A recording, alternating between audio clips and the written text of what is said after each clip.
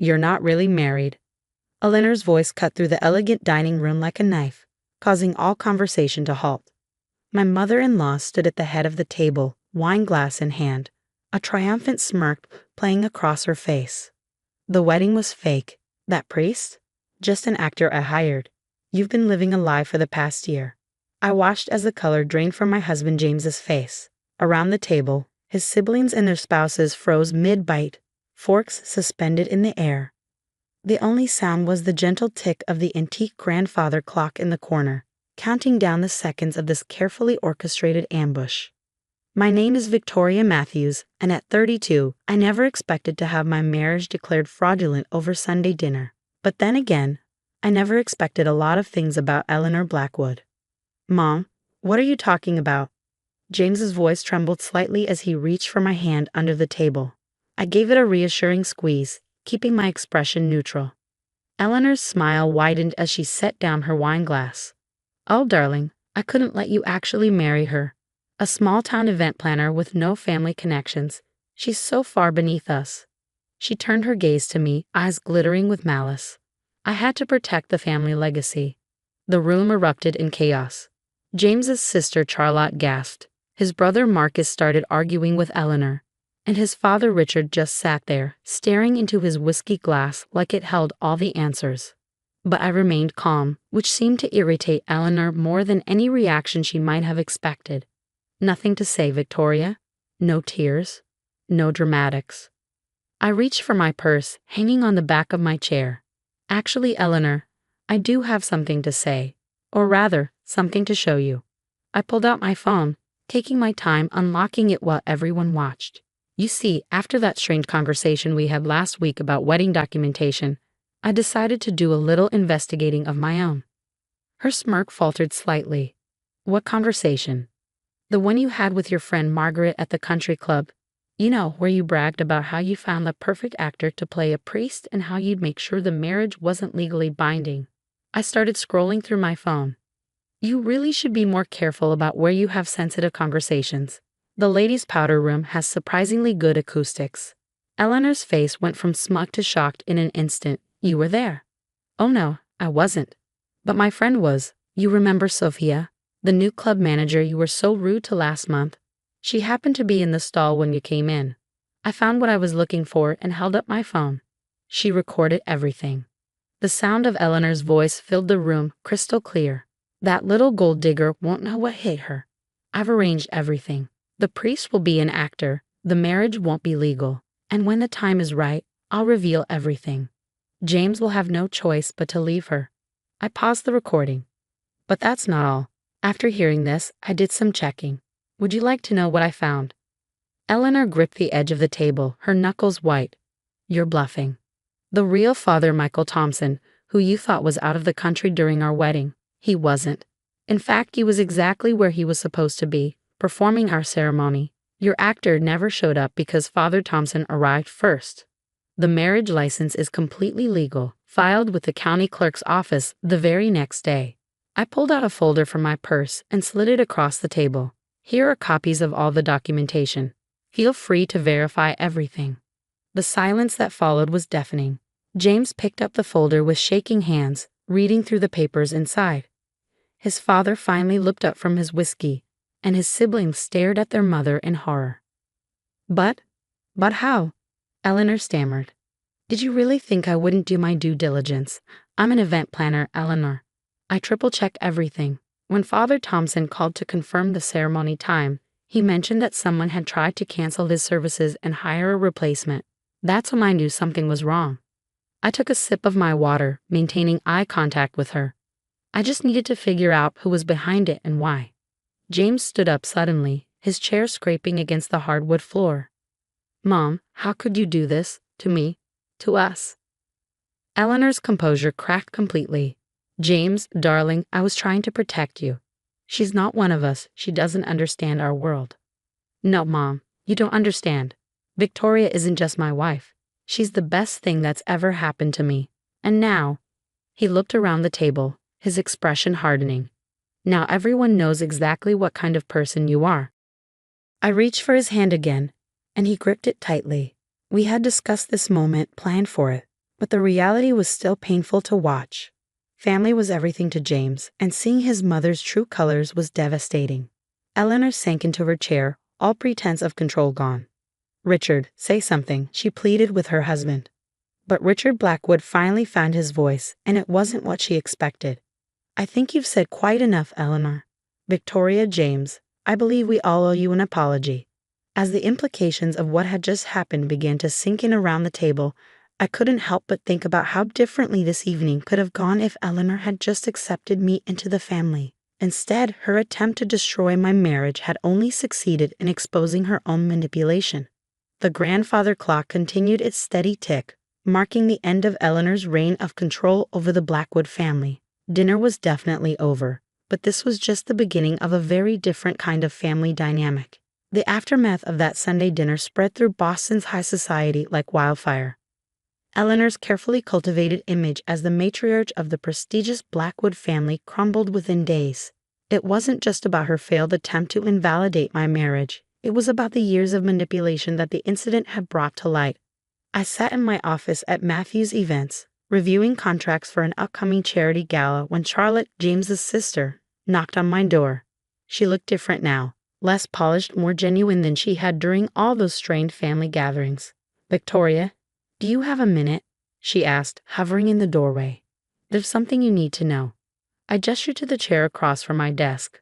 Over the past 2 weeks since the dinner, Charlotte had become an unexpected ally, sharing details about Eleanor's past schemes that even James didn't know about.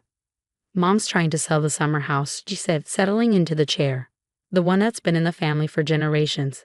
She claims she needs the money for her fresh start, but I found these in Dad's study." She pulled out a stack of papers. I took them, scanning quickly. They were receipts for massive gambling debts, all in Eleanor's name. "How long has this been going on?" "Years, apparently. She's been borrowing against family properties, taking loans from Dad's business associates. That's why she was so desperate to keep you out of the family. She was afraid you'd discover her financial schemes." The irony wasn't lost on me. Eleanor had accused me of being a gold digger while she'd been systematically draining the family's resources. I thought about James, who was already struggling with the revelations about his mother. This would crush him. "Does your father know?" I asked, already suspecting the answer. Charlotte shook her head. "He's been so focused on the company, he just signed whatever she put in front of him. But now," she trailed off, looking troubled. "Now what?" "Now she's threatening to expose some of Dad's old business dealings if he doesn't give her what she wants. She's cornered Victoria, and she's getting desperate." I leaned back in my chair, thinking. Eleanor's desperation made her dangerous, but it also made her predictable. What exactly does she want? $2 million and a public statement from the family supporting her version of events, that the whole wedding scandal was a misunderstanding and that she was acting in the family's best interests. I couldn't help but laugh. She really doesn't give up, does she? "No," Charlotte agreed. "But this time we have something she doesn't know about." She pulled out one more document, a letter from Eleanor to her friend Margaret, dated just before my wedding to James. In it, Eleanor detailed not just her plan to fake the ceremony, but her years of financial manipulation and her methods for hiding money from the family. "Where did you get this?" I asked, reading through the damning confessions. "Margaret sent it to me. Apparently, Mom tried to implicate her in some of the schemes, and she didn't appreciate being thrown under the bus." Just then, my phone buzzed with a text from James. "Mom's called an emergency family meeting for tonight. Said she has an announcement." I showed the message to Charlotte, who grimaced. "She's going to try to control the narrative again." "Not this time," I said firmly. "I think it's time we show everyone exactly who Eleanor Blackwood really is." That evening, we gathered in the Blackwood family library. Eleanor stood by the fireplace, looking every inch the wrong society matron in her expensive suit and perfectly coiffed hair. Richard sat in his usual leather armchair, while James, Charlotte, Marcus, and their spouses arranged themselves around the room. I chose to stand, keeping one hand on the folder containing Margaret's letter. "I've asked you all here because I believe it's time to put this unfortunate situation behind us," Eleanor began, her voice carrying that familiar note of authority. "I'm willing to forgive the recent unpleasantness if we can come to an arrangement." James tensed beside me, but I squeezed his hand, silently asking him to wait. Eleanor continued, outlining her demands: the money, the public statement, the restoration of her social position. She was so focused on her performance that she didn't notice Charlotte slipping out her phone or Marcus moving closer to the door. When she finished, I stepped forward. "That's a very generous offer, Eleanor. But I have a counter-proposal." She blinked, clearly thrown by my interruption. "This doesn't concern you." "Actually, it concerns all of us, especially when you're trying to blackmail a family into covering up your gambling debts." The color drained from her face. "I don't know what you're talking about." I opened the folder and began reading from Margaret's letter. With each word, Eleanor's composure cracked further. By the time I finished, she was gripping the mantelpiece for support. "How dare you," she whispered. "Those are private matters." "Private matters?" Richard's voice boomed from his chair. "You've been stealing from our family for years, and you call these private matters?" Eleanor spun to face him. "Richard, I can explain." "Save it," he cut her off. "Victoria, Charlotte, thank you for bringing this to light. I believe it's time for some real changes in this family." The next few minutes were chaos as Eleanor realized her carefully constructed world was truly crumbling. She threatened, she pleaded, she tried to turn the siblings against each other.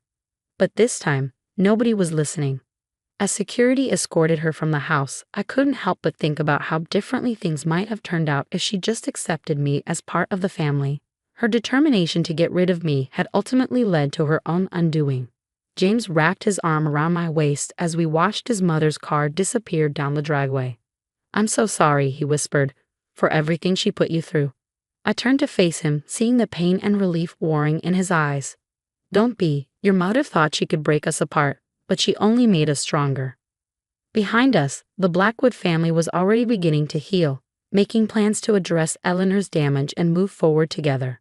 Sometimes I realized it takes losing someone toxic to truly become a family. 6 months after Eleanor's dramatic exit, I stood in the ballroom of the Blackwood summer house, now transformed into a grand party venue. The house that Eleanor had tried to sell to cover her gambling debts had become the site of the family's renewal. Tonight was special. We were hosting a vow renewal ceremony for James and me, a way to reclaim our marriage story on our own terms. The irony wasn't lost on anyone that we were celebrating in the very house Eleanor had attempted to liquidate. As I adjusted the floral arrangements, old habits die hard, even when you're not the event planner. Charlotte approached with a magazine in hand. "Have you seen this?" she asked, showing me the society pages. There was Eleanor, photographed at some resort in Palm Beach, looking significantly less polished than in her Blackwood days. The headline read, "Disgraced Boston socialite seen working as resort activities director." I couldn't help but smile. She always did love organizing other people's lives. "Dad's lawyers found most of the money," Charlotte said, setting down the magazine. She had it scattered across different accounts, but they're recovering it slowly, though I doubt she'll ever be welcomed back into Boston society. The sound of laughter drew our attention to the garden doors, where James was chatting with his father. Richard Blackwood had changed dramatically since Eleanor's departure. He'd stepped back from the company's daily operations, focusing instead on rebuilding relationships with his children. Today he looked relaxed in a light summer suit, his usual stern expression replaced by genuine warmth. "Victoria," he called out, walking over. "Everything looks perfect, but you shouldn't be working at your own celebration." "Once an event planner, always an event planner," I replied, straightening his boutonniere. "Besides, this is different. This is family." The word hung in the air, carrying new meaning. Family, not the rigid, hierarchical structure Eleanor had enforced, but something warmer, more genuine. Just then, Marcus burst in, waving an envelope. "You'll never believe what Mom just tried." We gathered around as he opened a formal-looking letter. "She's demanding to be invited tonight. Says it's her right as the family matriarch to be present at all significant occasions." Instead of the tension such a demand would have once created, laughter rippled through our group. Eleanor's attempts to maintain control had become almost comical in their desperation. "Should we tell her the party was last week?" Charlotte suggested with a grin. "Or that we moved to Tibet?" James added. "Or," I said, taking the letter and deliberately dropping it into a nearby trash bin, "we could just enjoy our evening without giving her another thought." The ceremony itself was everything our first wedding should have been. Genuine, joyful, and surrounded by people who truly cared about us. Father Thompson, the real one, officiated again, adding a touch of humor to the proceedings by checking everyone's credentials beforehand. During the reception, Richard clinked his glass for a toast. The room fell silent as he stood, looking more emotional than I'd ever seen him. A year ago, he began, I thought I knew what family meant. I thought it was about maintaining appearances, protecting our name, keeping to our own circle. I was wrong. He turned to face James and me. Victoria, when you first joined our family, I let Eleanor convince me you weren't our kind of people. But you showed us what real family values look like. Honesty, courage, and unconditional love. You did just marry James, you helped heal this entire family. Tears pricked my eyes as Richard raised his glass. To Victoria and James, thank you for showing us a better way to be a family. Later that evening, as James and I swayed to a slow dance, he whispered, any regrets? About how everything turned out with Mom. I thought about Eleanor, about her schemes and manipulation, about how her attempts to destroy us had ultimately freed the entire family from her control. None, I replied honestly. She tried to prove I didn't belong in this family, but instead she proved she was the one who never understood what family really means. James pulled me closer. You know, she called me yesterday. Wanted to know if I'd support her moving back to Boston. And I told her she'd lost the right to dictate our lives the day she tried to invalidate our marriage. She didn't like that much. I glanced around the room, at Charlotte teaching her kids a silly dance move, at Marcus and his husband planning their upcoming adoption, at Richard actually relaxing and enjoying himself. I'd say we're doing pretty well without her influence. The summer house, once a symbol of Eleanor's materialistic values, had become something else entirely. A place where the Blackwood family could be genuine, where pretense fell away, and where love didn't come with conditions. As the evening wound down, I stepped out onto the terrace for a moment of quiet. The garden lights twinkled like stars, and the soft sound of waves from the nearby beach created a perfect backdrop for reflection. Eleanor had tried to prove I didn't deserve this life, this family. Instead, she'd proven that sometimes the people who try hardest to protect family traditions are the ones who understand family the least. I smiled, thinking of the irony. In trying to break us apart, she'd made us stronger. In trying to maintain control, she'd lost everything. And in trying to prove I didn't belong, she'd helped me find my true place in the family she left behind.